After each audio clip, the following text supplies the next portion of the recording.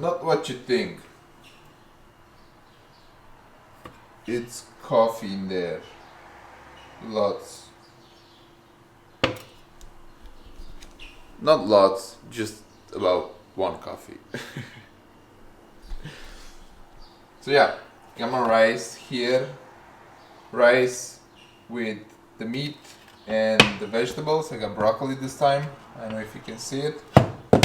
Got an orange with me. And some rice cakes. I already have them bagged with some salt hidden in there, but it was easier to show you like this by taking one from the refrigerator. It's about 8 a.m. right now, and I'm about to head to work really soon.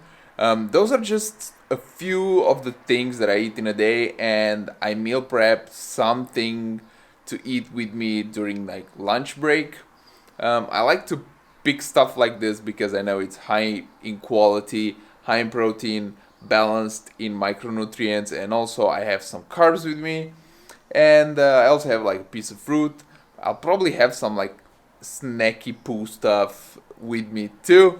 But yeah, I'm probably gonna touch upon the meal prepping part for just this like one meal that I usually take with me, or like for some reasons that I do it.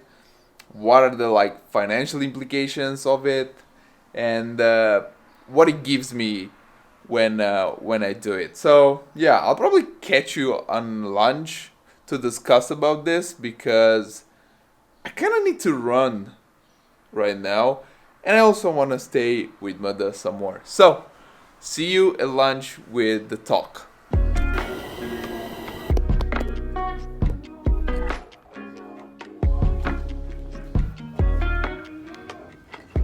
I hope you can hear me, and I hope we can speak about it like with this amount of volume. So, touching upon meal prepping, I've discovered meal prepping when I was in the United States during my master's degree, where my time was quite limited with the amount of work that I was doing every single week, the fact that I wanted to go to the gym, with the studies and everything else. So I had to figure out a way to eat high quality food that was quite affordable. Because I was on a budget, I had to figure out how to do it properly. So what I did was I bought things in bulk, and I prepped like 3 meals every single day that I was having like ready to go whenever I needed them. Financially speaking, it saved me a lot of money. Like I was able to use about $40 to $50 every single week to have high quality food like vegetables, fruits, meat, breads, and everything that I needed to prep quality food like almond milk, cereals, oats, protein powder. Everything that I needed was included in the budget. Besides this like regular talk about this, let's look a bit at the financial implications of meal prepping versus eating out either at lunch or lunch and dinner. So for example, if you'd go and eat out here in Romania, you could probably eat out with like $5 to $8 like a meal, like a lunch. In the United States, about $8 to $10. Okay, that's per day. You work 5 days per week. You multiply that amount by 5. Okay, if you spend $5 per day, you get $25 per week. If you spend $8 per day, you have $40 per week. If you spend $10, you have $50 per week. Okay, you have 4 weeks in 1 month. That means 25 times 4 is 100, 40 times 4 is 150, 50 times 4 is $200. Then you have 12 months in a year. So if you eat 12 months, like 1 year, if you eat lunch out, you end up with $1,200 for the $5, with $1,900 Okay, so the Gorilla Pod was falling apart because it was staying like right there. Okay, so let's go back. So if you eat with $10, like a lunch of $10, which is Chipotle and just a soft drink, which is gonna run you above $10, you end up with $50 per week, $200 at the end of the month, and $2,400, $2,400 at the end of the year. Okay, so just that's just lunch. So if you only eat lunch one time per day during an entire week, like every single working day, whatever, you got the point. Now, if you add onto that like a dinner, like a $25 dinner, which is not much. Like I don't know, here, yeah, in Romania you can have like a pretty decent dinner with $25, but in the States you probably don't have that an amazing dinner with $25. You probably need to spend more than $25 to have like a proper dinner. So, but let's just put it like there. So for $25, if you multiply that by 5, then you have $125 every single week. In a month, you spend about $500 just on dinners by eating 5 days out, and in a year, you spend $6,000.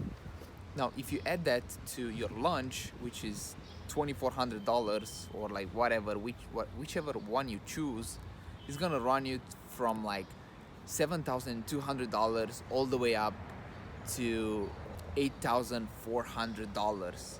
Now, it depends on you if that cost is justifiable or not, but for me at this point, it is not. Like, even even with the $10 lunch or like the $8 lunch, it's not justifiable because the value that I add or like the amount that it comes in is not sufficient enough to justify the cost. Or I'd rather spend the time and cook the meals and save the money rather than spend the money to get the time. It's always like a matter of, is it worth spending that amount to get that amount of time? At this point, I don't add as much value to justify the cost. If I could make that same amount of money, like in that hour, like of working or of doing something, then yeah, it might be worth having that meal or not like using time to prep the meal. But until that point, in my opinion, like personal opinion, everything like I'm telling you here is just like my views on this. Up until that point, it is not worth it. Like imagine like spending $8,000 a year on eating. It's like, just come on. You might not even have the best food that you want to have, but you would spend the money. So I'd rather use that money to do something else, like traveling. I don't know, maybe even be able to put down a down payment on something rather than spending it on food. So it always depends on what you want to do, how much value, how much you can produce in the time that it would take you to prep those meals. For many people, they are able to produce that amount. You see a lot of like YouTubers or like people that make a lot of money per hour, even though they're not paid by the hour. The amount of work that they can put in 1 hour drastically surpasses the amount that they spend on food. That's why it makes sense for them to spend that money to get that time back. For me at this point, since I'm at the beginning of a career and at the beginning of like my journey, it doesn't make any sense to spend that amount of money just to get like 2 to 3 hours back of time, like probably every single week. So yeah, those are just my thoughts. Those are the implications for me at this point. It's strictly a matter of quality. I know I get better quality if I cook my own meals, and financial reasons. Now, I don't say that you shouldn't go like every once in a while to go out, enjoy yourself, and do all this kind of stuff, but doing it on a daily basis or like 5 days a week while you work, maybe now it can bring you some awareness on the implications, like costs, strictly cost implications for you, if it's worth it. If it's not, it's up to you if it's worth it. For me, it isn't at this point. So yeah, maybe I'll change my approach toward it, but this is the reasoning behind it at this point in time. So yeah, I'd love to hear your thoughts. I'd love to know what do you think about it. and what's your take on it? So yeah.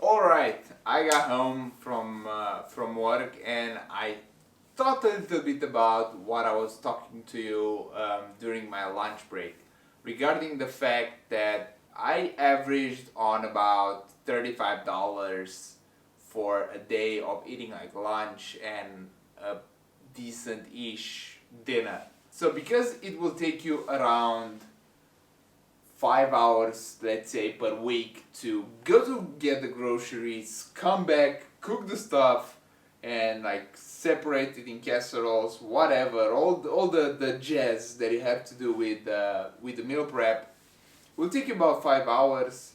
If you divide that by 5, if you'd make in a day more than $35 for that hour that you would spend meal prepping, as a cost benefit analysis, it would make sense to just buy the food and spend that amount of time gathering experience or knowledge in that time, because the return on investment on that amount spent might be greater than the amount that you save and you spend that hour on just prepping the food. That's why I was telling you that it's context based information. It depends on each and every person. If you're like a CEO, you are a manager, you are whatever, someone that makes like $100 an hour, you'd be like, it would make no sense to spend like $35 or like $50, like $60 for that hour of meal prepping when you could just buy that hour and have an extra like $40 or gather the experience that you could have in that hour.